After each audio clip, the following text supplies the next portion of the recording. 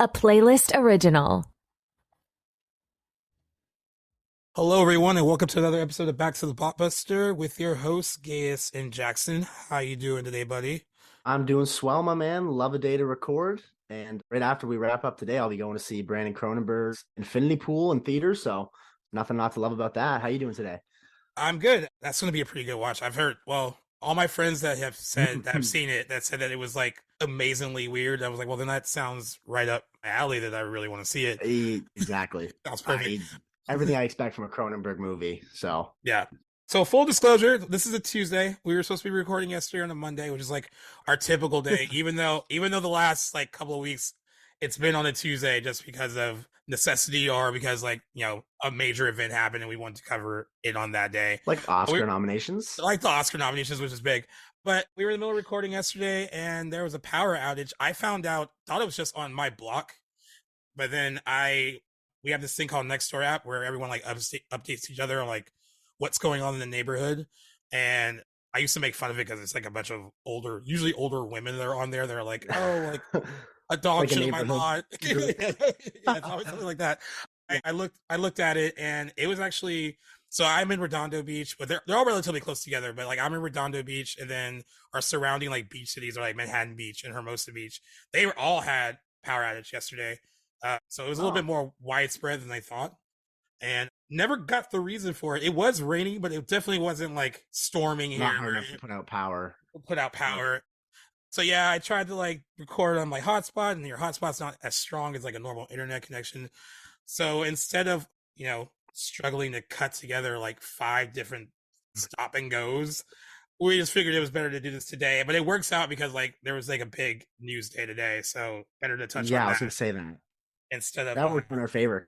yeah, it did. So Monday got sacrificed, but we're here on Tuesday, and I have full power and full internet, and we're ready to get after it. Yeah. We went through the ringer yesterday, but yeah, we're back at it. I felt really bad for my boy Jackson here because I was like, Oh my God, no, nothing to feel bad about. We're all set. I was like, it's not my fault, but yeah. But yeah, we're here. Exactly. So guys, if it sounds like in the first like 5 minutes to this, if we're just like, we sound like we've had this conversation already. If it It's sounds because we have. It's because we have. It might sound a little bit like The Hills or Laguna Beach, like those kind of reality shows where they're like, hey, you had that conversation off camera, now do it again, but on camera. So we'll try to make it sound as natural as we can. Absolutely. Nothing of this will be new for us, though. But for people listening, they won't know what we were talking about, so they won't be affected. That's true. So in order to mix it up, yesterday we started with what I watched over the weekend, but to change it up a little bit, we're going to kick it off with what Jackson got to watch over the weekend.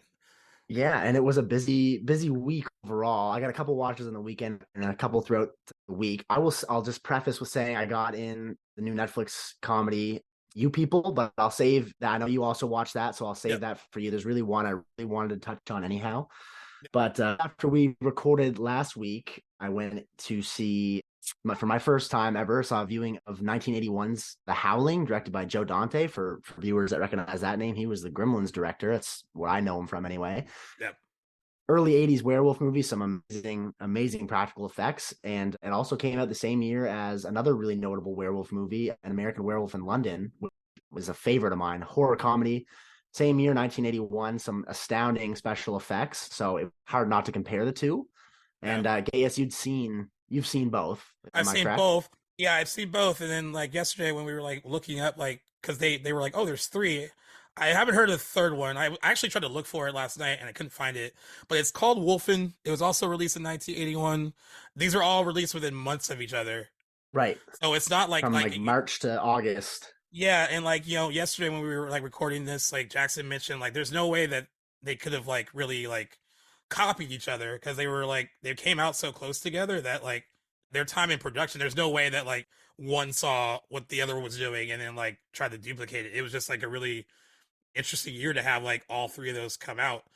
Yeah. In particular, the scene, and the reason I bring this up is because the again, excluding Wolfen here because I haven't seen this, but transformation scenes like the main ones, because there's a couple in each movie, but the main ones where the effects are on full display in American Werewolf in London and in The Howling, Yeah. the scenes, there's some shots that almost look directly out of the other one. And it's funny how the sequence is composed, knowing that each other's production crew wouldn't have had the chance to be influenced by the others. I don't Right. remember which one came out first, but it's just really interesting to see just how similar they were in some shots.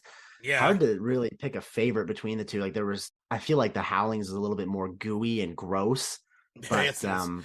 It American definitely Werewolves was just so incredible. And I believe The Howling, my buddy Cam, who I watched this with, told me that they use some hydraulics somehow in Howling's transformation scene, which was just a really stunning effect. Yeah. Paul, I mentioned this yesterday. No surprise to you. I still am a fan of American Werewolf in London more. And to reiterate, it's just because I thought there was more to love about the movie than the werewolf effects. Like if you take out the werewolf effects, it's still a pretty like horror comedy. Whereas Yeah. I really think The Howling, for me anyway, and just in my opinion, that's really like what I took away from that movie. What I enjoyed the most was the werewolf sequences. Other than that, it was okay. Yeah, Anyway. I can agree with you there, because I think horror comedy is really hard to get right. You have to like strike a really good balance, and like they really do with An American Werewolf in London. I do like that one more of the two. And but who knows? Maybe if I find Wolfen, that might be my favorite one of the three. That'd be good to watch sometime. I know I gotta try to find it. But yeah, I love American Werewolf in London. You know, I didn't mention this yesterday when we were recording. Have you ever watched the like sequel to like An American Werewolf in Paris? It's really, really bad. No, I know it exists. Yeah, it's so bad. A few sequels itself, and Christopher Lee is in the second Howling movie, which actually I'm glad you bring this up because I won't remember it off the top of my head. I'm going to IMDb it right now. But sequel to The Howling, let me look it up because I know like the American Werewolf in Paris is a famous title. But the Howling sequel, like literally the second one is, let me pull it up here. It's literally called Howling 2 Serba Werewolf Bitch. That is the name. Believe me, go look it out. It's called Sturbo Werewolf Bitch. Howling came out 4 years later. Trying, man. Not at all. And to give people the order, just so if they're curious, The Howling came out March 13th, 1981. Was a moderate success. Made $17.9 million on a $1.5 million budget, so that's still considered success. $1.5 million budget. And it's crazy that they're able to do what they did with like, I mean, even in the 80s, that's still like, that's insane. Oh yeah, props to them. Yeah, major props. Pat on the back for that production team. American Werewolf in London came out August 21st. I think Wolfen comes up before this, but I just clicked on this first. August 21st, 1981, on a budget of $5.8 million, made $62 million. So it was the most successful of the three. Also, the first ever Academy Award was given for Best Makeup to American Werewolf in London. And Wolfen, I'm gonna feel like you probably flopped. Wolfen came out. Yeah, there's a reason we might not know it as much. Yeah, on July 24th, 1981. So a month prior to American Werewolf in London, on the budget of $17 million, made $10.6 million. So it was not successful. Might have a cult following now. It might be people that really love it now. I was looking at the cast. The cast is Albert Finney, we got Gregory Hines, and Edward James Olmos. So it's not like a horrible cast. Yeah. Albert Finney, I reckon. I do too. So we're gonna have to find that one and maybe like watch it and try to like maybe we'll to review sometime. Maybe we'll dissect it for you guys, or maybe we'll do like all three of them for like a special episode one day. You know what? Yeah, in October, actually, lump September in there too. I almost exclusively watch horror or like horror related movies for those 2 months, just because I'm a Halloween guy and I like to get in the spirit. Minus like theatrical releases are coming out of that horror movies, but maybe in October that would be a good sequence of movies to get in just to re-experience. I am down. I think American London will be almost a yearly watch for me around that time of year because it's just such a special movie and I love it so much. Yeah. But moving on just to the last thing, and even though it wasn't a tangent I wanted to go on, what I really wanted was First Blood Part 2, which I got in over the weekend. Yeah. So viewers from who listened to last week's episode know that I was fresh off a watch from First Blood, first movie to feature Rambo, the character. So you had mentioned that the sequels, and they very much do, you were absolutely right, but that the sequels take a very different tone and approach in terms of like just they're very much, at least the second one, that's the only sequel I've seen, is crazy, balls to the wall 80s action movie in the most pure sense. Oh, I had so much fun with that movie, man. Like I really wanted to put it out because it was my first watch. Besides, Yeah, like maybe some scenes I'd seen on cable TV growing up as a kid, I just wouldn't have realized what movie it was. I recognized a yeah. couple parts, but to anyone who's that maybe even hasn't seen any of the Rambo movies or has seen Blood and hasn't seen any others and is looking for something to watch, if you like 80s action or if you like Sylvester Stallone, it comes highly recommended for me. I thoroughly enjoyed it. It was great. I mean, it's not perfect by any means, but as far as like what it's I thought Yeah. it was a 10 out of 10, to be honest. I don't blame you. I don't blame you. I mean, like I said, and the sequels kind of follow. They all kind of follow suit after the second one. They kind of remain Right. like very much an '80s like hardcore action movie. Which I mean, I think you kind of mentioned yesterday that it might have started that kind of trope of like having Well, like the yeah, typical like, which is fine. I mean, I know critics didn't love it, the shift in tone, probably not. but like I think it made more money than the first one, so like it must have struck a chord with like And probably a bigger budget too, I yeah, guess. I struck didn't look, but yeah, it struck a chord with moviegoers, so that's cool. And I mean, like I said, I haven't watched them in a while. I mentioned yesterday, I think I was like 17 or 18 when I watched the Rambo movies for the first time, and I remember watching right. particularly the first two back to back and just being astonished at how different they were. Like complete tone change. Like, but Oh, without a doubt. Not even the like same. yeah, you made a good point yesterday where it's like, in the world of sci-fi, it's like comparing like Alien to Aliens. Like it's like one is like a Yeah. little bit more visceral and like a little bit more thought provoking, and then And like grounded. and grounded, and like something like Aliens is like a little bit more driven by action. Also great in its own right. I mean Yeah.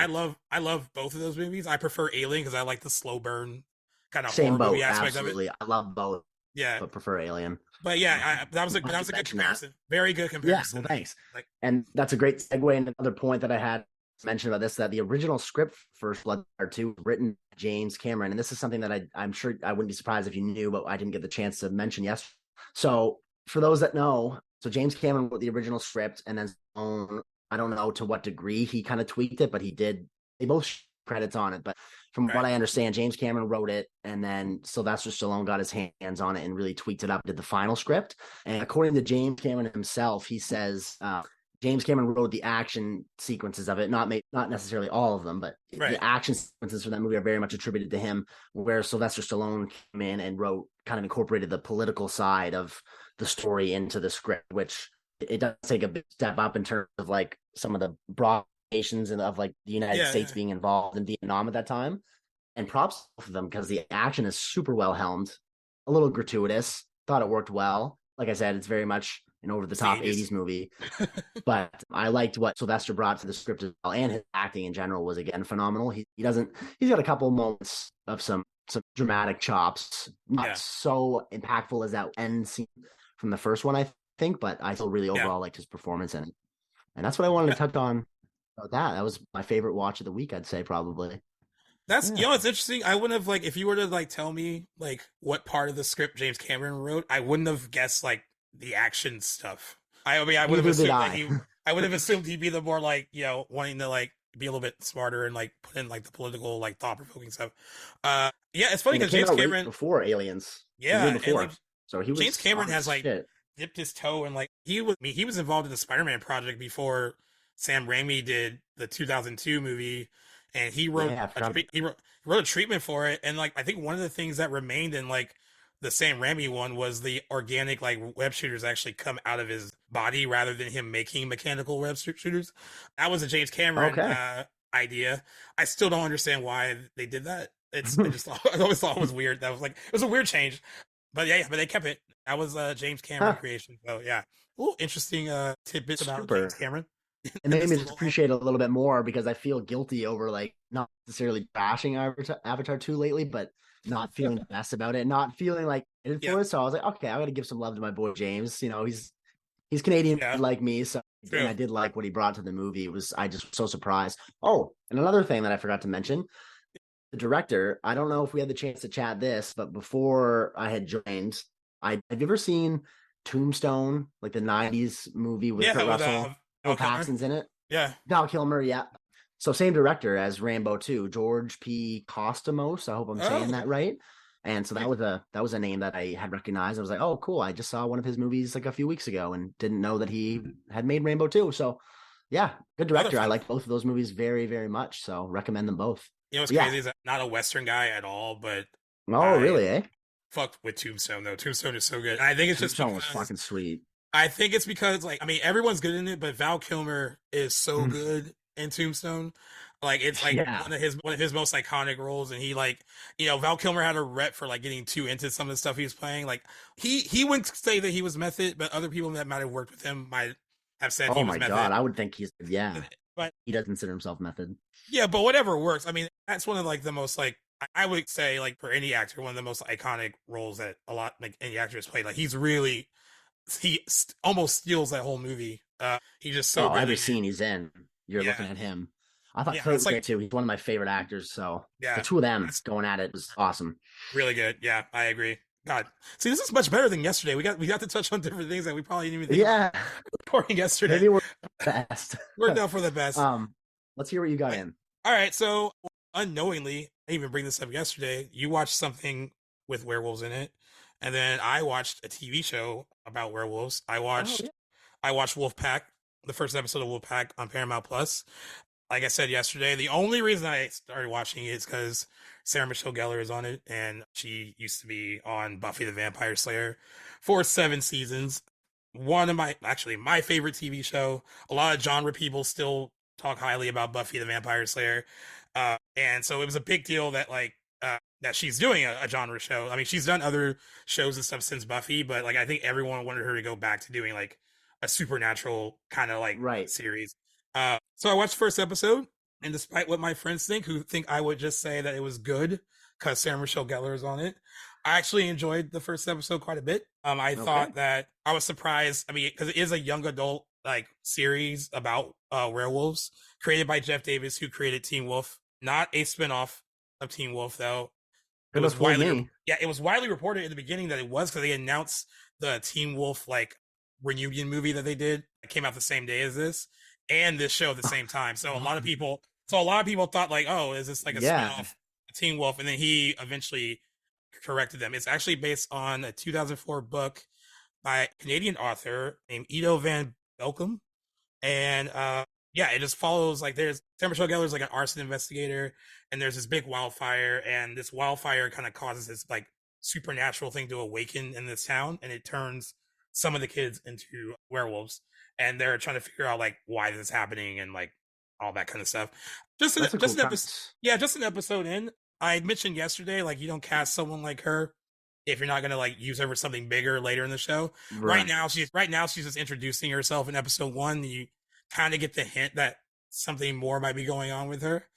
But Right. I kind of feel like that they might reveal more of a connection to what's going on in the town and her character, kind of in future episodes. But I would recommend anyone that was on the fence. It did get mixed reviews from critics, but I think I was looking on Twitter and stuff. It seemed like people that enjoy this kind of thing really enjoyed the first episode, and some critics that got like to watch the first 3 episodes that are more like in my lane, more like supernatural, like they like this kind of stuff. They enjoyed the Right. first 3 episodes that they watched, and I'm gonna continue to give it a shot.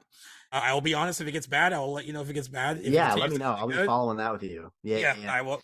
Um, And I forgot to mention this yesterday. I did watch episode 3 of the Last of Us, which it was a right. great episode I'll of be television. seeing it today. I haven't seen it Yeah, yet. I can't fucking wait because I've been loving the show. yeah, great episode of television. Like if you go on social media right now, everyone is singing this episode's praises, and I think everyone is enjoying the show so far because it's up 12% again in viewership. It just keeps going up and up Wow. and up. Just really Strong start to the solid year. show.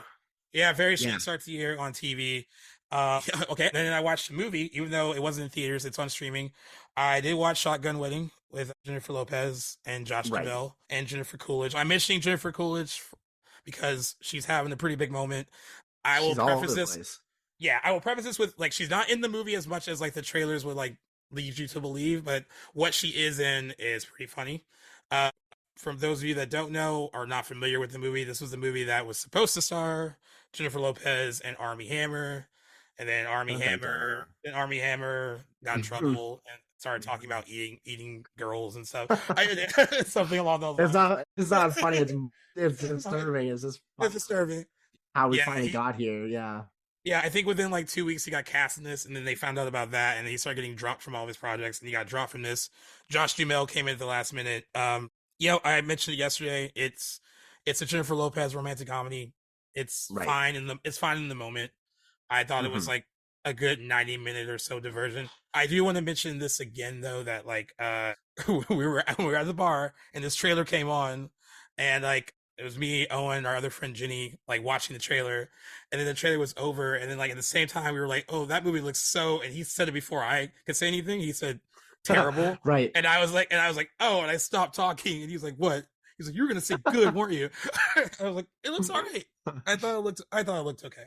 But I won't expect him to watch it. But if you do need like a 90-minute something to pass the time, it's not like a horrible way Right. to spend 90 minutes. It's like candy basically. Like it's easy to digest. It's on the moment. Right. It's not gonna be memorable at the end of the year. Like when you're thinking about like what It'll come and movie. go, sort of. Yeah, Yeah, yeah, yeah. yeah. And then I guess the other one is the one that you also watched. I Oh watched yeah. You People on Netflix, and Nothing surprise. I thought it was Well, really not really good. surprise, but yeah, I thought I enjoyed it as well. I just didn't know really what to expect. But I remember we were Yeah, chatting about this when the trailer came out, the last trailer, and I had said that like maybe in the hands of somebody else, I wouldn't give this movie a second look because Jonah was attached. I didn't would say like the other person who co-wrote with him. I just wasn't familiar with them, but yeah, Jonah in particular is what I went to that movie for, and I do think they helmed it pretty good. I thought there were some funny moments. It was a clever social satire, yeah. I social thought so too. commentary rather. Yeah, Yeah. we mentioned this yesterday how it's like kind of hard to like walk that line of like being like offensive and not offensive and still trying to be funny, and I think they did a good job with. So it's written by Jonah Hill and Kenya Barris. Kenya Barris also created Blackish, so he already has that kind of Right. like sense of Right. humor and tone down. I thought it was. I thought it was really funny. I thought Eddie Murphy. You mentioned this yesterday that how Eddie Murphy wasn't really like over the top. He really plays it mostly straight, like kind of Yeah, not he not as does. like, but it works because like his delivery is like really, really like on point. And then like Yeah. I think you said yesterday too that Jonah Hill either you could tell these are Jonah Hill written lines or that he improv like something in a typical Jonah Hill fashion, but like yeah, I thought they were really good together, and I thought like as a really great ensemble cast. If like you're a lot of random people popping up in it, like David Duchovny, Julia Dreyfus, Nia Long, Laura London, Mike Epps pops up in there. Like there's a lot of really good, funny people in it.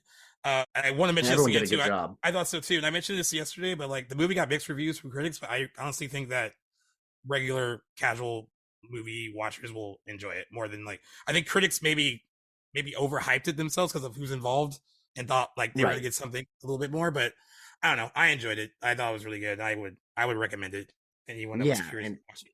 And I'm tough on comedies and I had a good enough time watching it. So like take that, do with that what you will. Like thought as far as comedies go, now, it wasn't like an Adam Sandler comedy or like a slapstick, like stupid, goofy humor. Like there were some intelligent, like good, serious moments in it. And Yeah, the comedy, the name of the comedy wasn't like what you'd expect from like maybe another Netflix comedy. But yeah, yeah, no, I overall probably go back to it maybe eventually someday.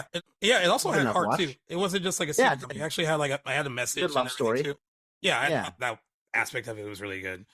Almost, you know what? Coming to think of this, it almost kind of follows without necessarily all the dramatic touches, but it's kind of like a Romeo and Juliet story, like a forbidden love, two families that are at Yeah, odds, yeah, and they yeah. kind of they make it work amongst all this family tension, but with a comedic twist on it, Yeah, which there's is also a movie from back in the day with Sidney Poitier called "I Guess Who's Coming to Dinner" that has like a oh yeah, I similar, didn't know he was in there. like a similar premise where like white girlfriend, white family meets her like black. I mean, it's been done a lot.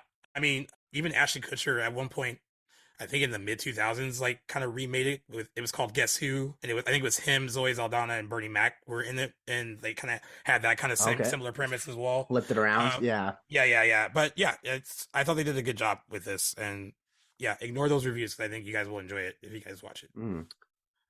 So yeah, Yeah. should we So get that's our into watches. should we get into Absolutely, what big, small things happen today?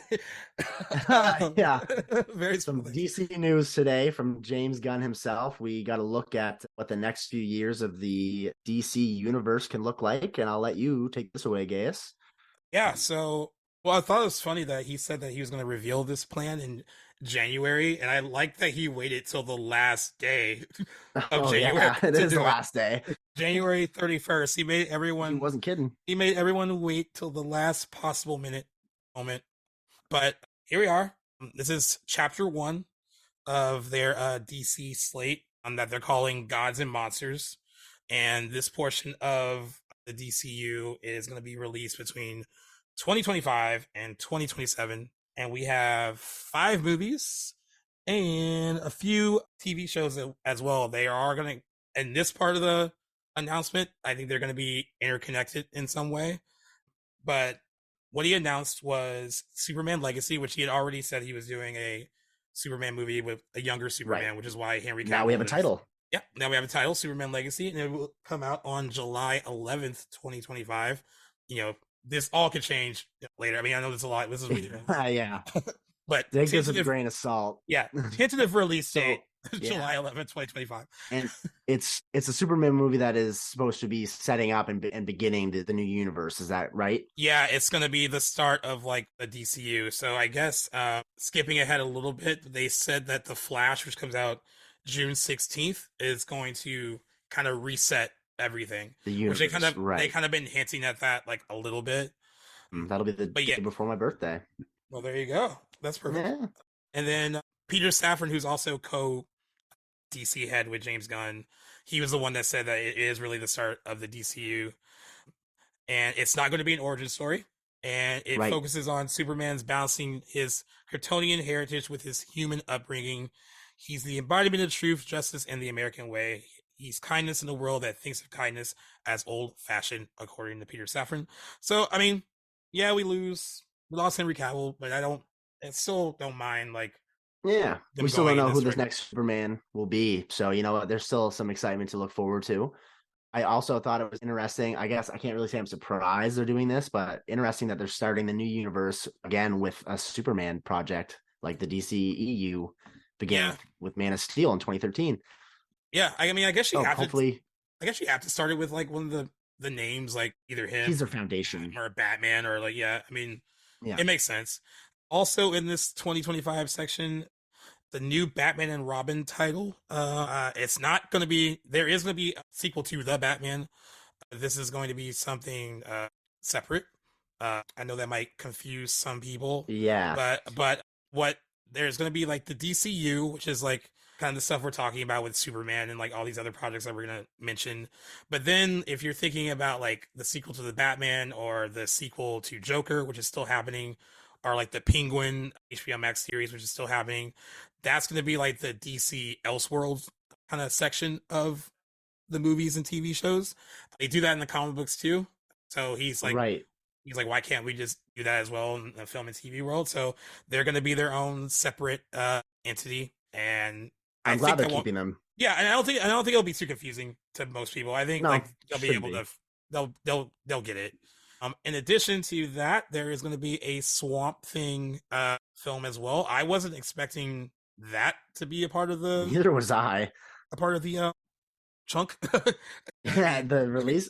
It's the one I'm the most excited for of all the things that he mentioned. It's going to be a straight up horror show. Yeah, I know there is a one season of a Swamp Thing from a few years ago, which I haven't got around to seeing yet.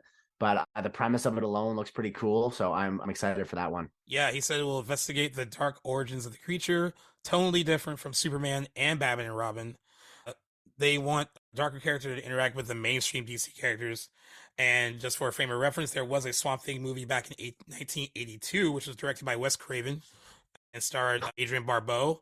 And then you mentioned there's also a 1989 sequel to that, and you mentioned the 2019 CW series, which actually got really good reviews when it came out. And they canceled after one season. They canceled after one season. Good job, CW. And I didn't really mention this about the Brave and the Bold, which is like the Batman and Robin project. It will feature Batman and his son Damian Wayne as Robin, who is who Gunn describes as a little son of a bitch, assassin murderer who Batman takes on, who is Batman's actual son that he doesn't know exists for the first 8 to 10 years of his life. It's a strange father and son story about the two of them, and it's based on Grant Morrison's run of the Batman. Then Safran added that this is going to feature other members of the extended Bat family, just because we feel like they've been left out of the Batman stories in the theater for far too long. And he also said, yeah, no, it's interesting too. Yeah, and also, he said that Matt Reeves is also working on his script to The Batman, which is officially titled The Batman Part 2. He kind of compared it to like almost like The Godfather and The Godfather Part 2. Like he's making these kind of like epic stories, and like he thought it was fair to like give it that kind of title. Like, he has a lot of faith in it. That has a tentative release date of October 3rd, 2025. Can't come soon enough. Holy shit. I'm excited for that. Robert Pattinson will still remain Batman for Matt Reeves, but Gunn and Safran will be seeking a new actor to play Batman for the brave and the bold. Also, guys, if you guys were expecting Ben Affleck to come back, it looks like he's not a part of the DCU as Batman anymore. They didn't name him for a project, but he has been talked about. They've talked to him about directing a project, so he still might be involved in some capacity. I'm hoping that might be the one. Yeah. Yeah. So that would be cool if he's still kind of a part of that. Time will tell. Time will definitely tell.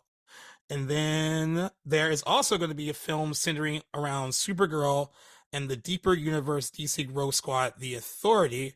So I don't know much about The Authority, but I will read what they said. They said there's great Wildstorm characters that were popular for a long time, and we're incorporating them into DCU. Gunn loves the property because it's a mix of anti-heroes who take matters into their own hands despite what governments advise. This sounds very like Suicide Squad, or a little bit. But he said, maybe. Yeah, he said right now a basic story is being written out, and the Authority was created after Stormwatch, a planetary defense force against aliens, was destroyed. The former member of that group, Jenny Sparks, created the Authority with her Stormwatch black teammates Swift and Jack Hawksmoor. The team includes the Engineer, Jerome Thorndike, and Paulo, and Midnighter. I've never heard of them before, so I'm learning this along right with you guys as I read it. Still sounds cool though, but it does sound like very Suicide Squadish, at least a little bit to me. And then the Supergirl thing, Supergirl Woman of Tomorrow, will be a feature based on Tom King's comic book series from 2022. In our series, we see the difference between Superman, who was sent to Earth and raised by loving parents from the time he was an infant, versus Supergirl, who was raised on a rock, a ship off Krypton, and watched everyone around her die and be killed in terrible ways for the first 14 years of her life, and then came to Earth when she was a young girl. She's more hardcore. She's not exactly the Supergirl we're used to seeing. That sounds pretty interesting too. I like that too. I think it sounds really too. I'm not like crazy. So like people that may not have heard me say this yet before, like again, like superheroes, like not my domain necessarily. They're like, Don't get me wrong, like Dark Knight trilogy, for instance, some of my favorite movies. Like there are things I like about it. On that note, Supergirl's never been a character I've particularly been fond of. I haven't really seen a lot of material of hers, but just by hearing like the description of where her story in the universe is going to go, like I will say that like I'm on board for that, the sound of that, her story and her trajectory. I like the sound of it. I do too. This is a much different direction than, I guess what most people know is the CW series. It's a little bit lighter. I actually didn't mind that when it started. Kind of fell off, but like, yeah, I like this kind of darker approach a bit more. And then I guess we get to the TV side. So there is going to be an animated series called Creature Commandos, which is written by James Gunn. God, he's going to be so busy. He's like writing the Superman movie. That's what I was thinking. Yeah, Creature Commandos is an animated TV series. He says animation will lead into live action and back into animation. It's a way to tell stories that are gigantic and huge without spending $50 million an episode. He said he has already written really this. Smart. Well, I guess he is like kind of got free time because he said he's already written it and it's done. Creature Commandos is comprised of military superhumans, including a human leader, a werewolf, a vampire, Frankenstein's monster, and a Gorgon. Gunn pointed out that Weasel from his Suicide Squad will be on the show, and this band of misfits were introduced in Weird War Tales number 93 and 1980. Yeah, sounds like Guardians of the Galaxy, similar kind of. It does really misfits kind of cast, yeah. Also, we're gonna get a Peacemaker live action series, Waller, which will feature. So this was like the only like official like live action talent for a future project that they announced that they're keeping Viola Davis as Amanda Waller. Like she's not going anywhere. She got introduced in Suicide Squad, and then she was in The Suicide Squad. And she had a cameo in Black Adam. I think that's all of them. I can't remember. I'm trying to remember all the Peacemaker. She in Peacemaker. Yeah. Oh yeah, she did. She did have a Peacemaker cameo as well. Right. I just read that today. I haven't seen it. So he says we're using the same actors. This is a continuation of Peacemaker. I'm working on Superman, so we can't do Peacemaker season 2. We're working on Waller in between. And yeah, and that Viola Davis is very much involved. I guess it kind of answers the question about some people were like, well, what's going on with Peacemaker and John Cena? But if he's not doing season 2 of that, then I guess I'm not saying that John Cena's done, Yeah. but it just might be on hold while they work on this stuff. Let's And then, bookmark that because I want to come back to Waller once we get through the rest of the yeah, for shows sure. that are announced. And we also have a Lantern series. This has been talked about a lot. HBO Max greenlit one a while ago, but I think they're kind of dumping what they were going to do and like going in a new direction. It's HBO Max live action series, and he says our vision for this is like True Detective. That's what Peter Safran says. It's terrestrial based. It's got 2 of our favorite Green Lanterns, Hal Jordan and John Stewart. It plays a really big role in the main story that we're telling you across our film and television universe. This is a very important show for us, and Safran specified that this version is different from the one that Greg Berlanti had in the works at the streamer, and because that one was more of a space opera, and this is going to be more in the vein of True Detective. Interesting.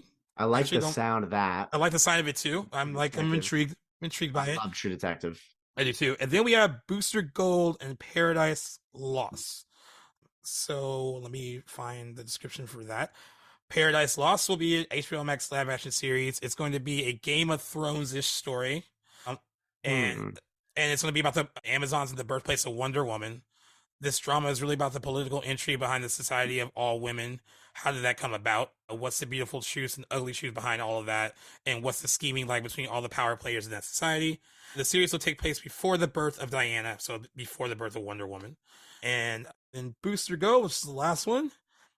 HBO Max TV series is about a loser from the future who uses future technology to come back to today and pretend to be a superhero. Imposter syndrome as a superhero, describes James Gunn. And I think I got through all the.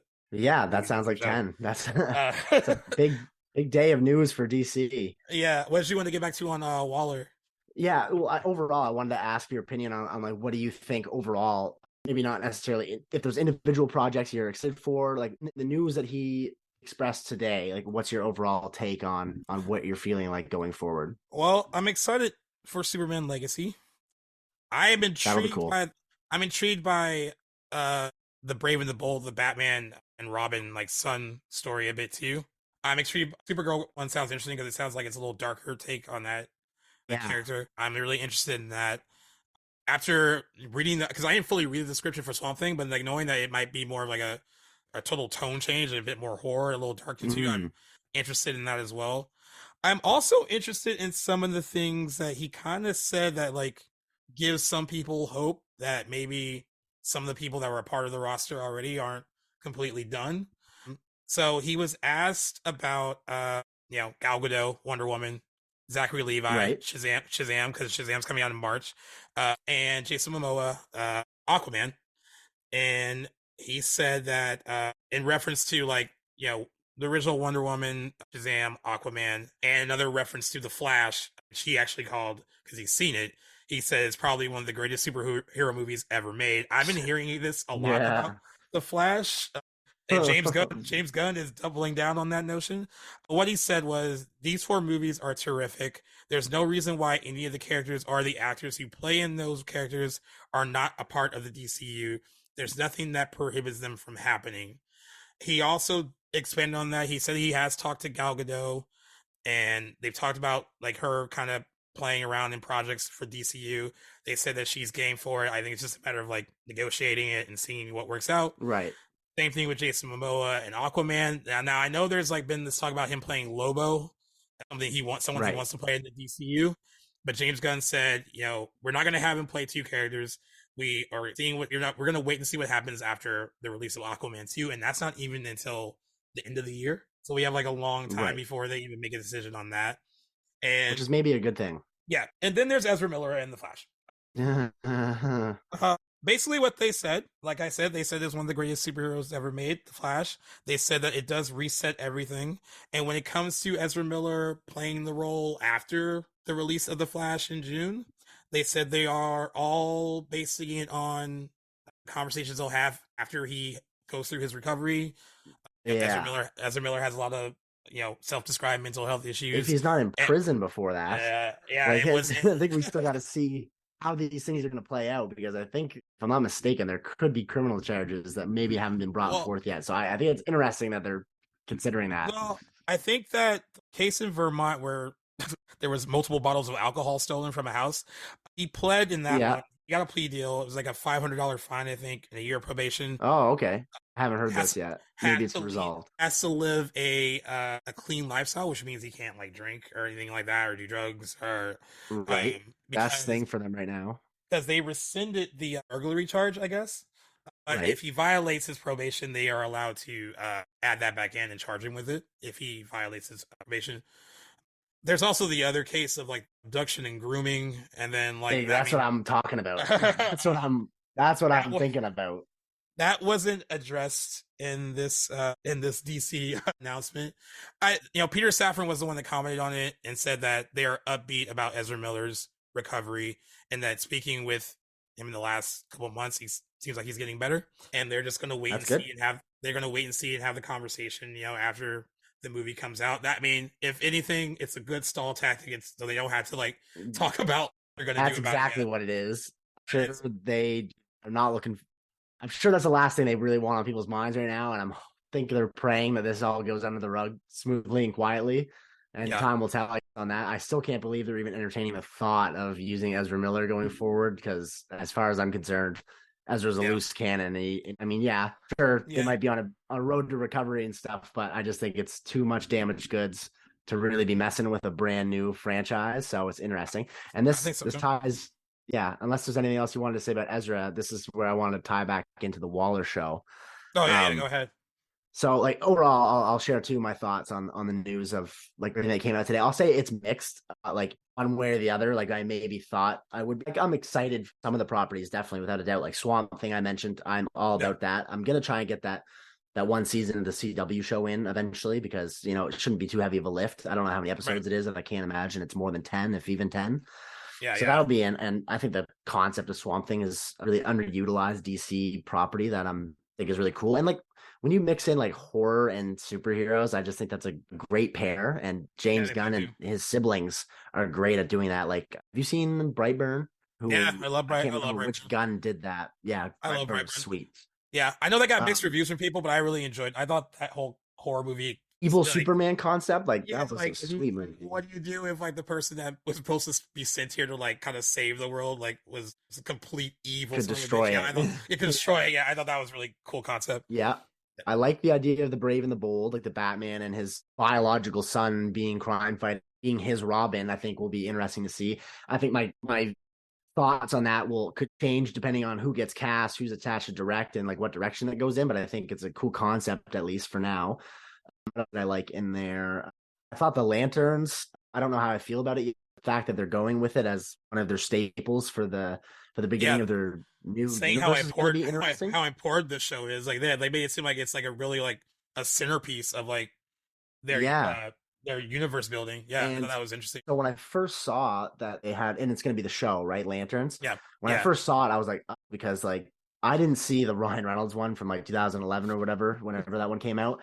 What I don't like about the thought of Lantern is that it's going to be just the nature of like the Green Lantern mythos and everything. It's going to probably be a very big CGI heavy aspect of that universe, which, like, again, I'm just not the biggest fan of. I'd like to keep it practical and grounded. But the fact that he says they're going to take a true detective approach with it, maybe keep some of it on Earth or something, I think there could be some hope for that. I think it's going to be a little bit of like a thriller, not necessarily a horror, but a grounded, thrilling approach, detective style story to that. I like the sound of that. But really, again, now finally tying it back to Waller, I guess I'm not thrilled that they're going to keep Viola Davis as Amanda Waller going forward. Like, I liked her. I thought she worked in Ayer's Snyder Cut. I thought she felt recycled in James's Suicide Squad. Did I say Snyder Cut? I meant to say Ayer Suicide Squad. I don't know if I'm Suicide, like in the original Suicide Squad. Say. Yeah, I thought she was good in that. I think it's interesting they're going to keep her going forward when they've axed so many other people.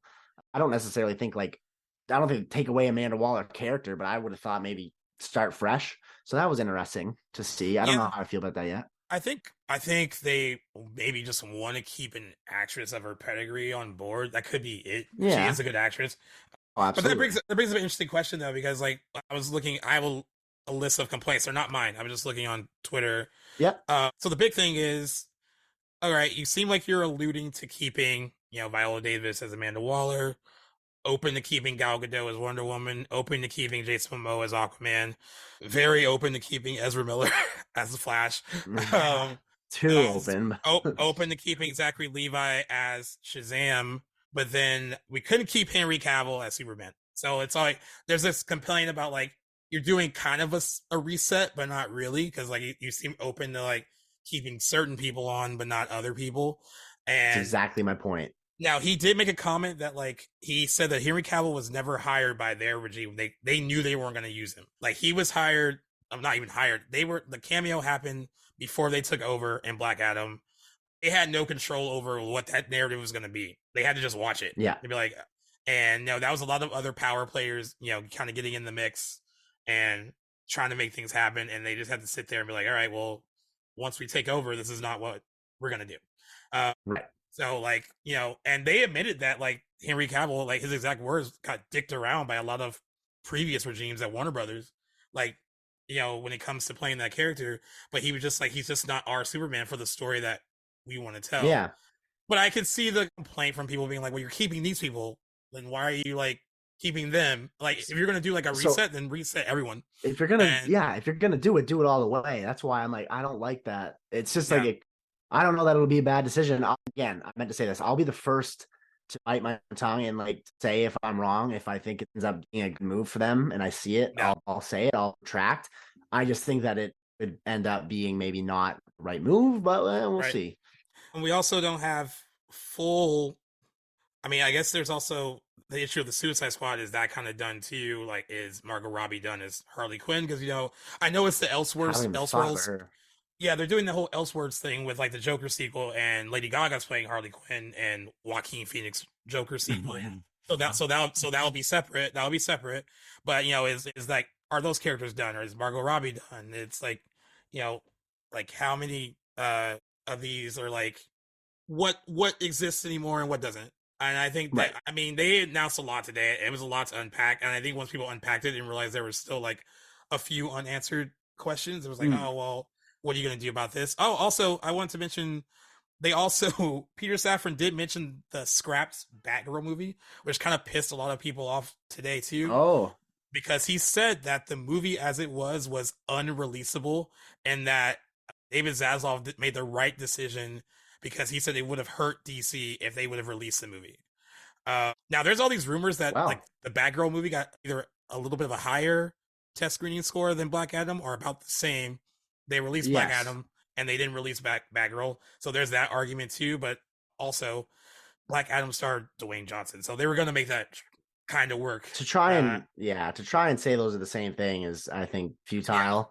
They made the right call. I don't know who's asking for that movie, and I don't know. I wouldn't have seen it, but very different. I do feel bad for people that worked on it because, like, I mean, they did agreed hard on it, and they should have had another shot to do something else. Yeah, but the fact that like even the new guys were like, like what we saw from it, it was unreleasable, and like they made the right decision. Like it was a hard decision, but they made the right decision to shelve it. $90 million.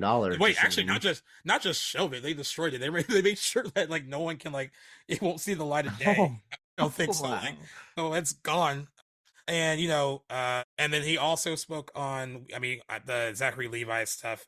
There was a trailer for Shazam Fury of the Gods that came out. Trailer, you know what? I won't get into the trailer too much. I will say that it looks fun, but it has the same problem that you and I have been bringing up the last 2 weeks.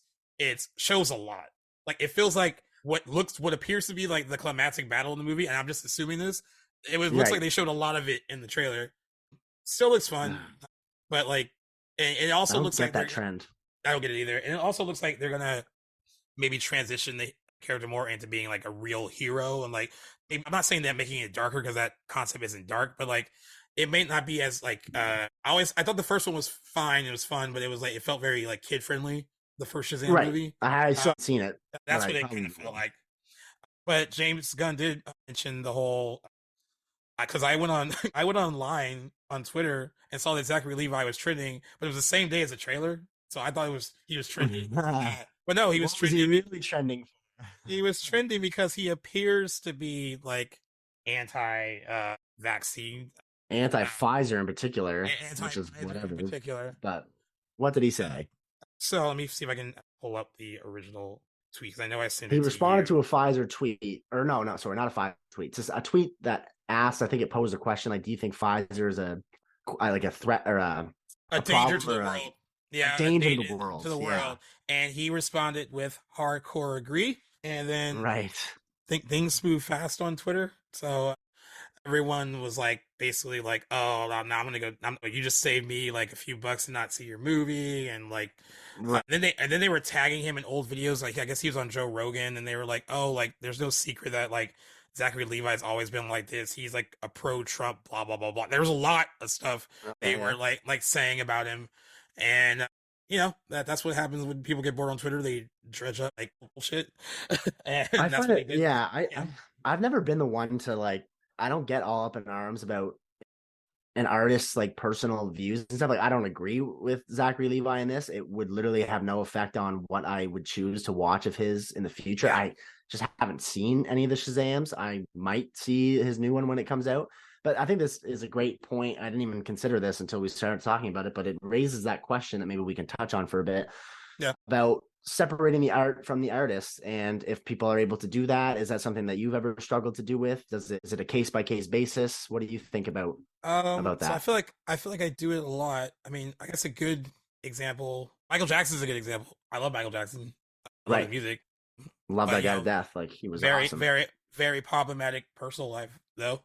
I mean, Controversial. if you believe everything that you hear, to a lesser extent, I like some of Chris Brown's music still, but like he's also Yeah. problematic, and He's kind of escaped that. He got lucky in a yeah, sense. Not that his career didn't suffer at all after the Rihanna yeah, incident. But I feel like he, in general, has really for evaded the a most lot part. of, big backlash. It still gets brought up, and he'll never get away from it. But that's a good If point. if you're talking actors, I don't Yeah, I guess. Yeah, I don't care too much for Kevin Spacey anymore, but he's been in some of my favorite movies. Like I love that's what I'm Seven, saying. and I love American Yeah, Beauty. I love A Time to Kill. absolutely. He's been like in some of my favorite movies, but like you know, definitely like I have to like look at that as like The Usual Suspects, Yep. another good example. Like I have to look Yep. at that as like he made great art, So shitty then person. we can say, yeah, shitty person. But we can say then it's no problem to revisit art that he's been involved with that you already like, but maybe supporting art that he or they New make. art might be. That's a different I conversation. might have issue with that. Like Right. yeah, So what about, and again, I'm not even playing devil's advocate, I'm just bringing up a point. So what about like, what do you think about the other people? Say like, for instance, let's just use a hypothetical, like Army Hammer. Say he didn't get axed from Shotgun Wedding and like they had already been filming and it comes out amidst allegations. What do you consider like the other people that worked on the movie and like supporting them versus him? Like, I think that has a yeah. different role in the conversation. Would It that have does. changed your opinion? It does. It does. I think, and I also think it depends on like what if they're like making some kind of like road to like rehabilitation. Like, are they like trying to like fix whatever From what Like I Ezra's case, I guess. yeah, and that one's still like up in the air for me though because Yeah, me too. it seems so controlled by like studio and not just him. PR, yeah. PR, That's yeah. right. From what I've heard with Army Hammer, like he's gone to therapy, like I think rehab too for like various addictions and stuff, and he's trying to like get himself together. Thank What's a really God. good you know what a really good example of this is? I, despite some of the issues that he's had, just because I think that like deep down he has a good heart and like wants to fix himself. I think Shia LaBeouf is a good example because he's gone through a lot of stuff and publicly he's gone through a lot of stuff and has been Yeah, accused very of some much so. stuff. I always kind of felt like, yeah, I'm pretty aware that he had like a pretty troubled upbringing and it was kind of rough for him growing up in the industry and like he went through a lot and he had his own issues. But I feel like he Right. has tried to come out ahead of those. And like that is Yeah. kind of that is when I kind of like I can revisit your old stuff and even look into new things that you might do if it seems like you're changing for the better, I guess. Like if it Have you seems ever genuine. checked him out? Yeah, it does. On that note, have you ever seen him on John Bernthal's podcast? I can't remember what it's called. The real ones. I think he has this No, podcast. His name. I've heard about it though. I haven't listened to it. Yeah, I've seen bits, and I haven't like listened to like a full episode or anything, but I have seen clips just on different social medias of him and John Bernthal talking on John's cast, and he does seem like it's really just an environment to have really genuine conversation, like as the name of the podcast suggests. Yeah. And you really get to look at Shia in a different light. And I'd say like for anyone that's like wants to know a little bit more about him, that would be a good place to start. Absolutely. Yeah, but yeah, I agree. I wanted to bring that up. If anyone listening has any thoughts on, separating the artist, if you're able to, if it's something that you can't get by, feel free to let us know on any of our other platforms. Yeah, we'll put that question. That's a good question to put out there, because it's interesting too, because basically what James Gunn said about Zachary Levi today, it was like, I'm not going to agree with everything that like he handled it well. I read it. Yeah, what my actors say, like there's going to be things I agree with, there's going to be things I don't, and unless they do something completely like reprehensible, then we have to have like a discussion about like how do we move forward. And he has to be careful too, because James Gunn went through this himself. I mean, he had like old tweets. He had old tweets come out like years after he said them, and he got fired from like Marvel, and then it worked out. And then it got worked out. It worked out for the best for him, because the whole Guardians team rallied behind him. We're like, hey, no, something that happened a long time ago. This is not the same guy he is today. And then that downtime, he ended up getting a job with DC and directing the Suicide Squad, and then got rehired by Marvel. And then look at him today. He gets to finish. I'll look at him, yeah. He gets to finish his Guardians trilogy. He'll be done with Marvel after that, because he has to work exclusively with DC. But now he's like the co-head of DC Studios. So you can't come out ahead of it. And I think like, you can't. I mean, I remember when I first heard that about him too. I was like, yeah, that happened years ago. Like, I remember where I was when that stuff dropped. it was Comic-Con weekend for me, because he was supposed to make an appearance somewhere that we were supposed to cover, and then he didn't. So then that was like, oh well, that's right, of course. Like that's why he's not here.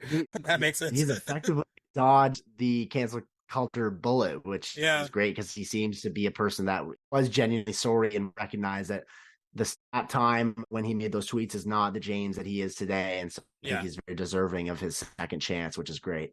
So, like, in the grand scheme of things, I will still see Shazam: Fury of the Gods. I don't have to agree with what he didn't really say a lot. Right. He just kind of just made he tweeted 2 words. So it's like, exactly. So like, you don't have to agree with like, but I'm not going to see Shazam to like listen to his stance on like whether he wants to be vaccinated or not, or which one he wants to use, or if he doesn't want to use any of them. That's like, it's all a personal issue. And like, I think it's funny when people get all up in arms about stuff like that, and like I just saw many responses and tweets saying like what you mentioned, that they wouldn't be reporting the movie anymore. I'm like, he's the lead, but he's one component of the movie, and it's not like you're even going to see Zachary Levi. You're going to see Shazam, and Zachary Levi happens to be Shazam.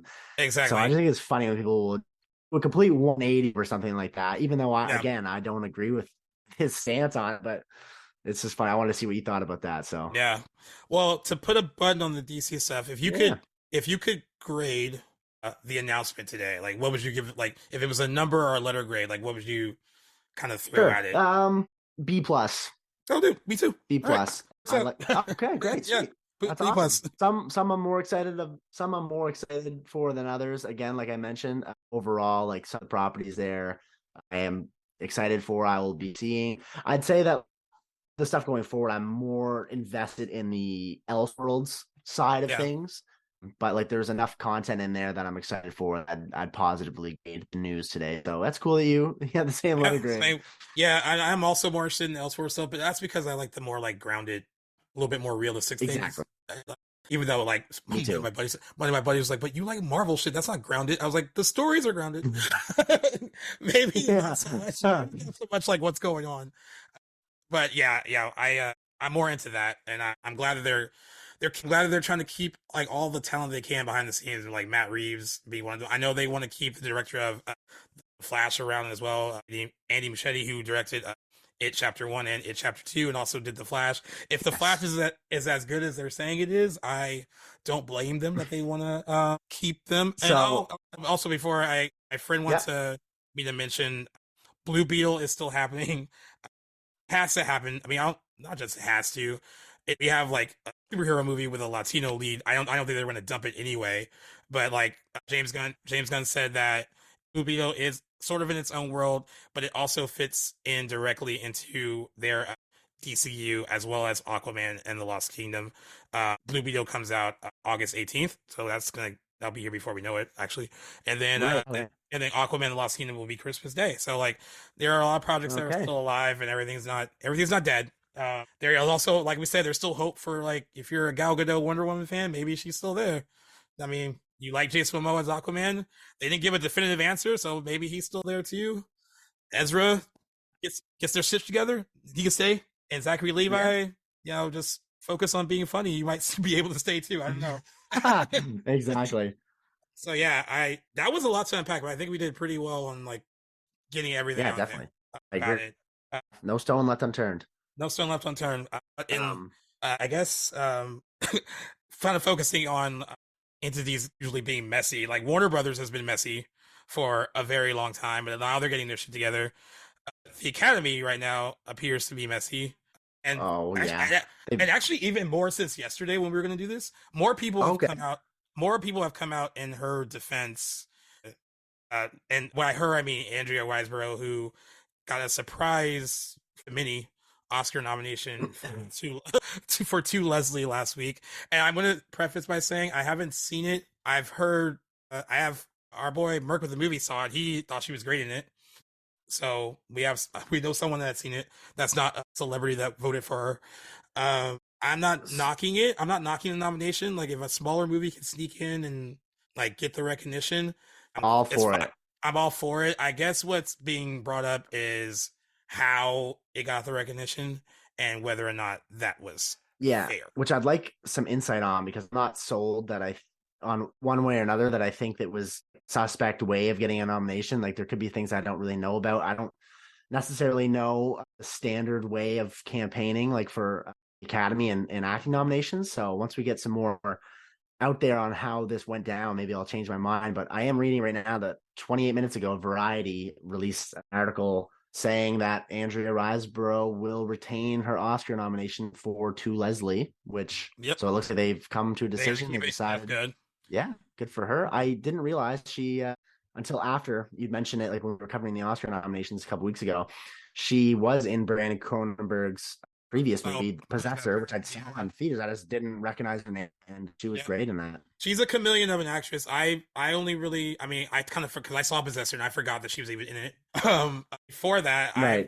I've only seen her in Disconnect, which I really loved, and I thought she was great. But everything that she's been in, she's been so different. And like I mentioned her just being like a chameleon to someone else, and like someone said that was the best way to describe her. It is interesting though that she will retain her Oscar nomination, but they said social media offenders will be addressed by the Film Academy. And by social media offenders, they're basically saying like the director's wife, Mary McCormick, did reach out to a lot of rich and famous people and friends and members of the Academy, like Gwyneth Paltrow, Minnie Driver, Charlize Theron, Francis Fisher, Edward Norton.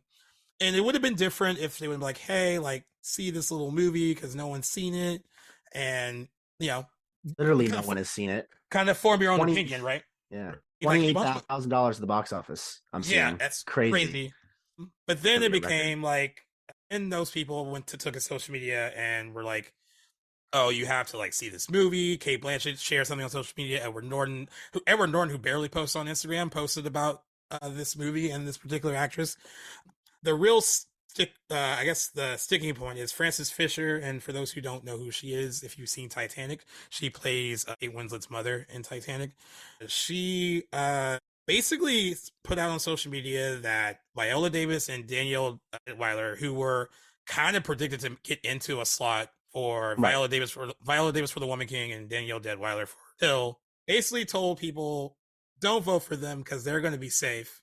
Like Andrea needs your votes more because her movie's smaller and basically she won't be as safe. And I think that is where they're kind of looking at is like you're telling people to take votes away from certain people, and that's where the issue kind of is. And I guess I can see the point there, but I kind of mentioned this yesterday before, the power outage. Studios do this all the time. Major studios like pump money into Oscar campaigns all the time. Right, exactly. And so how is it different? And I'm trying to look for yes, okay. So there's a few. They talked to a few people and like members of the different branches of the academy, and like, is this wrong? Is it not? Most of the people, they talk to different people from like the actors branch, from like screenwriting branch, different branches of the academy. A lot of people said that if you could see basically some of the emails I get basically telling me to like vote in one direction, then this wouldn't Right. be an issue. This wouldn't be an issue at all. Like, this has been going on forever. Like this is not anything new. And I think it's because it seems to look worse because like now they're also throwing the issue of race into it as well. Where like I don't think this is the case with Viola Davis, because I feel like Viola Davis has like a lot of She's an clout. Oscar nominated. Yeah, Yeah, yeah, and absolutely. she's won an Oscar. I think she has a lot of clout in the industry. Danielle Detweiler is the more of a newer face, probably doesn't, Right.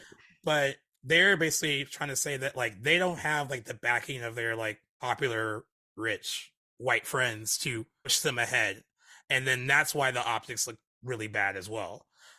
And I guess Do you, so I see the point, yeah, I guess, if you're in that I position. I'm not convinced that that is the case. I'll at least entertain the argument. So this is a question I have for you, who will be more well versed in this than I.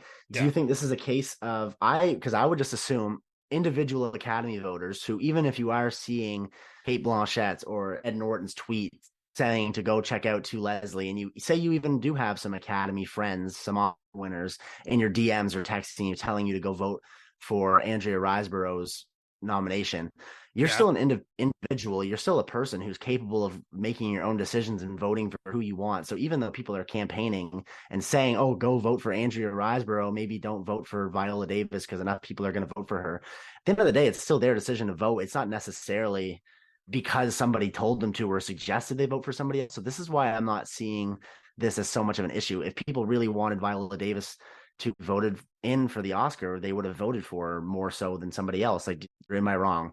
No, I mean, you're not. At the end of the day, it's going to come back to like down to like what you personally want to vote for. Yeah, that's Like, what I thought. like nothing. Like I could. Okay, you might persuade me to see it as an Yeah, Academy exactly. Sure. voter, but at the end of the Yeah, day, like you sending me messages is not going to make me vote for her if I don't want to vote for her. Like exactly. That's what I'm thinking. if anything, the positive thing is like you put eyes on this little scene movie. Like no one's seen it. Still trying to find it. Right. But you're not going to make me vote for her at the end of the day, unless they're trying to say that like maybe the messages get a little bit deeper than that, like vote for her and Then X, Y, and Z. Then that is you'll get these different, benefits or something. We'll scratch right? your back. Like, and that's a whole different conversation. And I think that should be looked into. But as far as I can tell, this is a case of people, hyping up Andrea's performance in this movie, people going to see that movie and Yeah, thinking that she's worthy of the nomination, and people are voting for her, which is like fair. Anybody could do yeah, that, I which agree. is why I'm not convinced that this is as big an issue as it's being touted. And I'm happy to see that the Academy didn't rescind her nomination. Now, I want to read one example of someone. This is from a member of the marketing and public relations branch of the Academy, and Okay, they that would be and then a I'll good read like perspective. another like side of it. So Sure. they said, do you remember that? And they all interviewed these people for Variety like anonymously, so they didn't give their names. Uh, but they That's a said, do great you feature. Yeah, they said, "Do you remember that saying when you were a kid, snitches get stitches? Do you know how many movies and studios break the rules?" And I'm talking about blatantly emailing members in a chain and saying, "Okay, team, insert name here. It's voting day, and you know what to do. No one is going to snitch. Why would they?" Riseborough's team didn't do anything more than it, and I see yearly. They probably did it closer to the rules than not. She'll be fine, and of course she was fine as of today because they let her keep her nomination. Now, here's the other side of this, Hmm. and this member requested that their branch affiliation not even be identified. So they were already anonymous, and they don't even want their branch to be identified. What Uh, branch? What's branch in this case mean?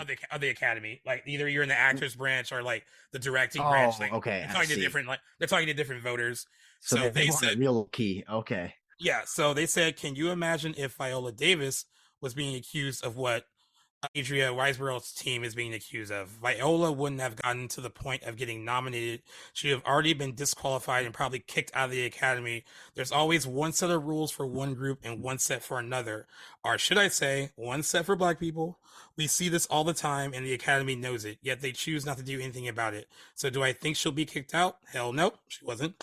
because white is always right. She'll probably even win because the system is made for people like her to thrive, to succeed, to flourish. For black people, there is no system. We aren't flourishing, but I'll wait and see what they'll do. And that's the other side of the Oh, argument. That's the more like, okay. extreme side of the argument. Then you got somebody that meets in the middle. Was her campaign aggressive? Absolutely. She wanted it, but they all do. Meryl Streep does and Kate Blanchett does. Listen, I don't know about not spending that much money on it. There's always money. No one does things for free. Well, play the game. Some win, some lose. We won, but the Academy won't punish her. They can't. Or they have to punish all of us. I don't have an opinion if she should get kicked out or not. I don't know enough about it. Probably not. And that's someone that's kind of like in the middle of like, Yeah, I like how they put that, honestly. Like they're just playing the game and their team happened to win. I don't think that second comment, the anonymous, a little extreme. I don't think that Viola Davis would be kicked out of the academy. I think that's taking things a little extreme. I'm not gonna deny that African Americans face barriers and face stigma and problems, and of course all this exists. I'm not gonna deny that at all. I'd be foolish to.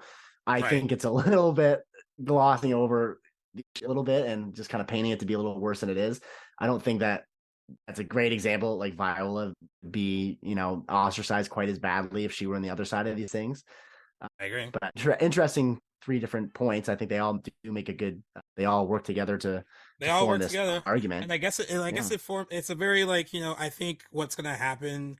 Like they said, they're reviewing what other voters did on social media, whether to see if like they went too far campaigning for her. Maybe some of those comments saying worthy. like don't vote for someone because they're safe and like vote for her because she won't be as safe. I think that's good to look into, and I think that's good. I agree. I mean, and I think next year we'll see a difference in this. She's also not the first like shock like nomination to happen in the history of the Academy. Like it's happened before. Of course. Last either. And you know what? That's why some people like don't necessarily love award season because it should be based on talent, and a lot of the times it is, but it's also based on like how much can you get your project in front of someone's face and campaign for it. Now, I love Jamie Lee Curtis. I think she's awesome. Do I think she deserved a nomination for Everything Everywhere All at Once? Not necessarily. I don't think it's like completely Oscar. I think it's completely Oscar worthy, but she campaigned for it. Like she really did. And she put herself out there. And that's an example of someone that did it and it worked out for her. And I would never take that away from her because she's a legend in the industry. Like that's fine. Like she didn't do anything any different from like what a lot of them do. And exactly. Back in the day when Miramax was like the king of like Oscar season, Harvey Weinstein did this all the time, and he did things far worse than like he apparently was a huge bully when it came to like getting his stuff noticed and getting nominations and sometimes wins. So at the end of the day, I think it's a disservice to Andrea Riseborough, who like did good work and she's getting acknowledged for it. And right. I mean, if you got like famous friends to like help get your movie seen, then like I don't see the problem with that. Like you said, how much did they make? $20,000, $28,000 at the box office. So like someone in a small town just saw it. Like I don't know. That's where all that money is. Exactly. Like so, like there's that. Yeah, but I mean, I'm sure it's an interesting discussion. It'll be talked about more, and like I still team her keeping. I'm glad they let her keep it, and like me too. I hope she doesn't feel any like what's the right word like she doesn't feel like bad that she got it, undeserving or anything. Yeah, undeserving of it. Yeah, like you put in the work. Hopefully, and the fact that she's recognized is rewarding for her. And I don't have an opinion until I see her. If I see her performance, I still honestly don't think it'll hold a claim to Michelle Yeoh. Like I think she's a front running, or sort of even Kate Blanchett for Tyre. Like I really think the race is theirs, but the fact that she's honored and she's in great company, so good for her. On the note of box office, I thought that'd be a good segue into the top 5 performers for the month of January. I mean, we are recording on the 31st. The month is over. We got our data. Yep. How did everything do this month? Well, it kind of kicked off a year pretty well with like Megan and Avatar just like kind of carrying over from December into January. And also, I guess I should mention this. I keep forgetting to mention Puss in Boots because it's quietly making a lot of money. It also quietly became one of the best reviewed movies of last year. It has like a 95% on Rotten Tomatoes. Reminds me of like Paddington. Yeah, what called it? They call it the Dark Knight of the Puss in Boots. I forgot. Someone compared it to like the sequel just being so good and better than the original.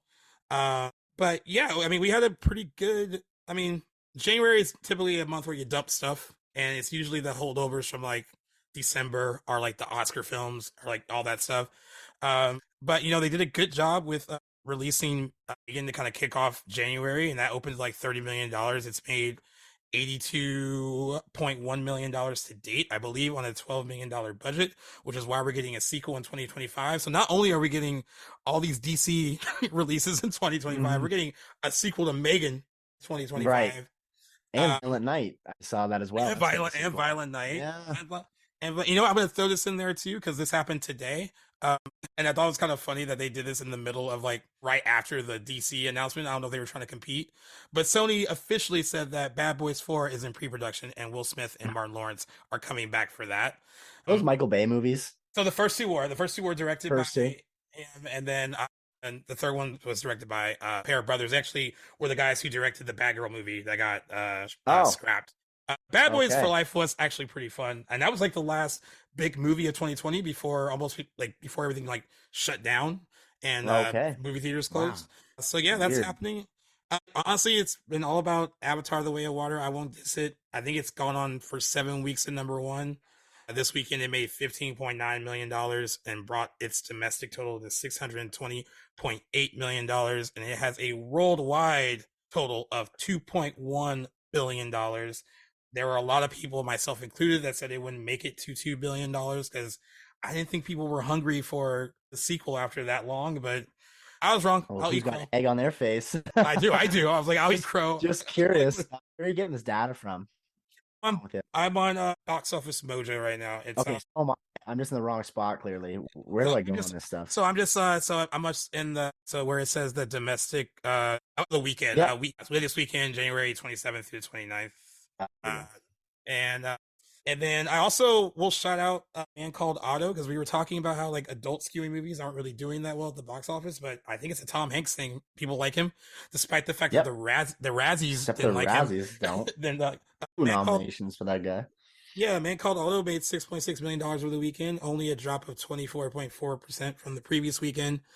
Brings its total to $45.9 million. That's good for an adult skewing movie in this current 45 million. Wow. Yeah, for in this current climate. Then Missing actually did pretty well too. It's a sequel to Searching. Did you see Searching?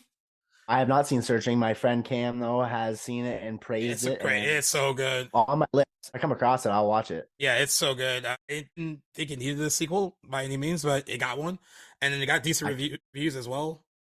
I can't help but feel it's a similar formula. I don't know how much new or different this one will be, but whatever. Good for it. How can you make it fresh? It opened to $9.1 million its opening weekend, and then they actually only declined 38% to $5.6 million this weekend for a total of $17.5 million. I can't imagine that this movie costs a lot to make. So probably not. So good. And honestly, for a thriller, I mean, it's not really a horror movie. I guess it's more of a thriller. A drop of anything less than 50% for a movie like this is good. It's a pretty decent hold. That's data I appreciate you for, because this is kind of new to me. So yeah, so like I don't always know what to make of those numbers. So normally when a horror movie, unless it's like, even when a horror movie is good, sometimes like usually drops like 50% or more. Like it's like younger people tend to go to horror movies and they rush out opening weekend to go see them, and then by the following weekend, it's like either if it's really good, then it gets repeat business. If it's somewhere in the middle, people are like, oh, I'll wait or whatever. But it's usually a big drop off for horror movies. Animated films tend to hold on a bit more. If an animated film falls hard, that means it's not good. So if it falls 45-50% the second weekend, then just our response. Stinker. That happened to Lightyear when it came out. It dropped really hard in the second weekend. Puss in Boots has been having like great holds. Like it only dropped 11% this weekend to $10.4 million. Has grossed $140.7 million domestically and $335.7 million worldwide. Yeah, it was one of the holdovers from the holiday season, and it's probably the only offering out there right now for kids, which is could be why it's doing so well. Yeah, there you go. But this weekend we have A Knock at the Cabin coming out this weekend. People in the industry are calling it the first significant tentpole release of the year, coming out on February 3rd. It's an M. Night Shyamalan movie starring Dave Bautista, who he is continuing to prove that like he wants to be considered a serious actor, and like looks like he might have a winner here because like the early reviews so far from people who've seen it already are very solid. I have a press screening tomorrow, so I'll be able to let you know if it's Oh, pretty good or not. right on. What I heard, it's really good. Also has Jonathan Groff in it and Rupert Grint, also known as Ron Weasley from the Harry Potter movies. I What we're gonna ask you guys, and we're gonna put this on Twitter and social media, and we're gonna try to do this, especially when a bigger movie comes out. We're gonna try to get you guys to predict the box office for opening weekend. So we want to hear. We're gonna give our predictions, and I'm gonna give Jackson a little background on like the last few M. Night Shyamalan releases, so Yeah. he can be like, so he can have like a pretty good idea of like he's done in the last few years.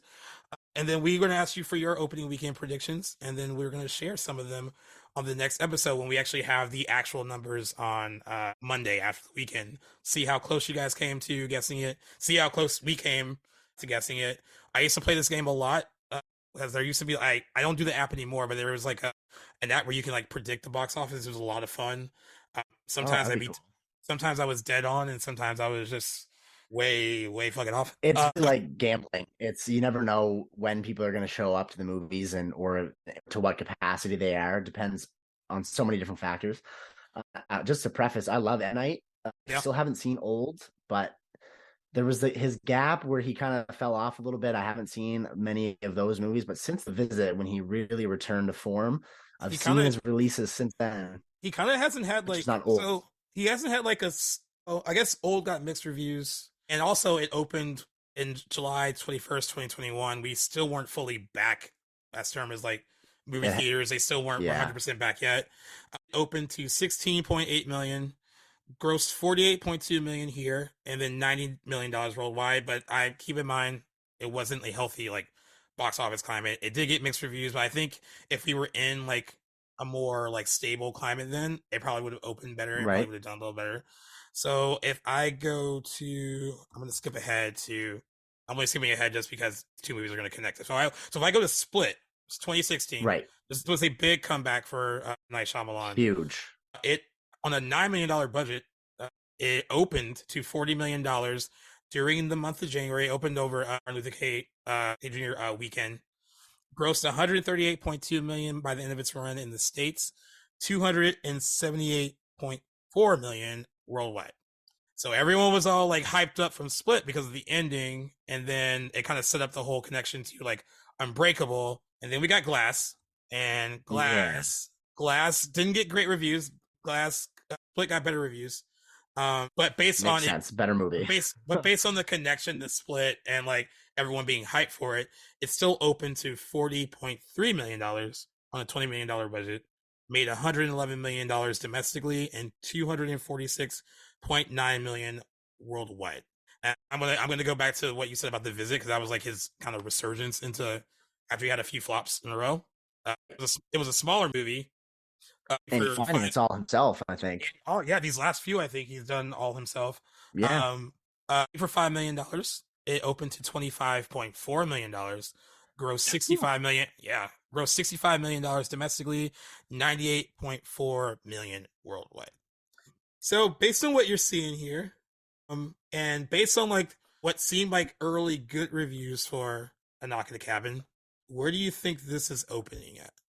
I want to say, because I know from what I looked at anyway, I think in general it being targeted around the $20 million range. And like, I feel good about it. I don't have a great sense of what's coming out around. It's you said February 3rd it's opening. Like, this coming weekend. This coming weekend. Let me see if anything else is opening against it. That'll be a factor. 80 for Brady is opening against it. I forgot about that. Okay. Not much about that one. I have a good feeling that it'll at least, I don't think it's going to open under 20. I don't want to go too extravagant. So I'm going to like just say safely lower end 23, higher end 27, maybe somewhere in that ballpark. I could be completely wrong, but I'm happy to see something like that. All right, we'll give you 23 to 27 million. I think what are you thinking? I'm going to go a little bit above you. Okay, Not by I much. wanted to go Not by higher. I just not brought by it not down by a bit. much. Not by much. I'm going 30, like an even 30 million opening Okay, weekend. totally Um, fair. I can see that happen for sure. and that's gonna all though. We're recording this, and this comes out Thursday. This all could change when like the reviews come out from critics because of like if they're not great. Because like the thing is like when we get Yeah, when we get early press screenings, like they let us like talk about it a little bit on social media, but we can't fully review it. And like usually it's like people like myself and others who like work for like independent sites that are a little bit more like positive when it come out of a film like this. And right. then you start hearing from like the Hollywood Reporter and Variety and like all, and then like they feel a little bit differently, and they might Right. not be as enthusiastic. So like it all is going to come down to like what reviews are, I think. But the early word I'm hearing is that it's good. It's really good. I'm going 30. Okay. You're going 23, I 27. like it. Uh, and we apologize to everyone that we're not predicting 80 for Brady. It was just a flip of the coin. We just picked the bigger movie. uh, but when the box office results come out, we will tell you how much 80 for Brady did For sure. over the weekend. Yeah, And final we're gonna prediction keep for an me eye is on the 30. box office. Yeah, final prediction for me is $30 million. Final prediction for Jackson, 23 to 27. I'm cool with that. Sounds like that's reasonable.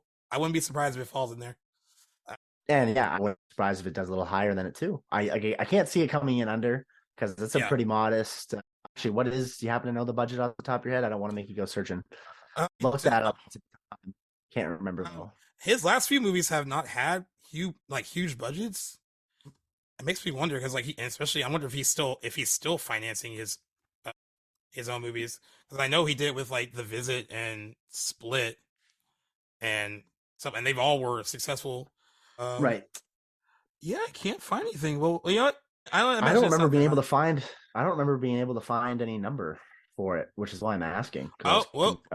This could be wrong. I found something on Flick on Click that says The Cabin is a mid-budget Hollywood movie that is made with a budget of $25 million, and I'll go with that. That seems reasonable because it looks like seems reasonable too. Yeah. So I mean, Probably your prediction would have it open. Yeah, your prediction would have it dead on opening around its budget. Yeah. But yeah, we'll see. Yeah, you heard our predictions. We want to hear yours. I'll be reaching out to you on social media throughout the weekend to kind of get like predictions. I'll even so this comes out Thursday. You'll probably hear Friday numbers maybe before you even listen to this. But you can use those Friday numbers as your gauge, because like, okay, it made this much on Friday, and then you can kind of give us your numbers after that. A lot could change between Saturday and Sunday, though. I mean, there's movies can be front loaded. Movies can once like the Twitterverse gets involved and they have a lot to say, then either have like a good rise or a big fall. It all really depends. That's how unpredictable the box office can be. But yeah, we're gonna do this for you. Pretty much whenever a big movie opens, we'll pick one. If there's more than one big movie that opens, we'll cover them both. Like sometimes that'll happen. We're gonna make this like kind of a normal like audience engagement part of the show to kind of see how. We'd love to put up a chance for people to engage and let us know what they think, or them take a guess at how we think movies are going to perform. So keep an eye on our socials, guys, to have a look at that and for your chance to let us know. I'm also curious to see how Infinity Pool is going to be doing, because like I said, I'll be going to see that from here, and hoping it does well, because Brandon Cronenberg, son of David, hoping that movie does well for him. I don't know how Possessor did. I remember seeing it in theaters, really liking it, but he's up and coming, burgeoning filmmaker, and I want to see his projects do well. M. Night's been around, been in the game since the 90s at least. Yeah, so he's definitely got a lot of clout behind him, and people go to see him just for his name alone, like people like me and yourself, I'm assuming, as well. So he's got a little bit of an edge, I think, competing with Brandon Cronenberg. But I agree. And I also, we all, some people remember there was a dark time for M. Night Shyamalan. I think it was after The Village, even though that opened really well and made money, but everyone was like, The Village. That's when the shine started to come off, and everyone was like, all right, are you a one-trick pony? It's like, this is not working anymore. Yeah. Did he follow up The Village with The Happening? No, I think it went The Lady in the Water, and then and then The Happening, back to back. And then After Earth, I think that. Oh, and then there was a last Avatar. Airbender. Yeah, there was a last Airbender movie in there, and there's somewhere, and they were just all flops in a row. And then he kind of like went called Devil as well. Yeah. Yeah, that he produced. Yeah, and then he went away for a while, and then he came back to like a small little movie called The Visit, and then like got back in our good graces. So Yeah, there's that. glad to have him back. I've been happy to have him back. I actually think he's a really good filmmaker, and like, you know, Oh, for sure. it sucks when you get judged by like people are like praising like, oh, we love The Sixth Sense, we love Unbreakable, we love Signs, and then you like screw up once, they're like, Ooh. oh, hack. Like, no, come on, guys. Like, Right. everyone gets a bad movie, and he just had like a few in a row. He just needed to get those out of the Exactly. system. Still a great filmmaker. Very No good one's filmmaker. perfect.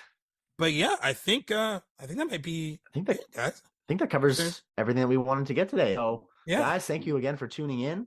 Again, stay tuned to our socials on Twitter and Instagram at Back to the Blockbuster. Coming weekend, always. I'm going to be having some chances for you guys to engage with our content up there coming forward. We want to hear from you. Also, you can check us out anywhere you guys get your podcasts. You can find us on Apple Podcasts, on Spotify, on Google Podcasts, and Good Pods. Thanks again for tuning in.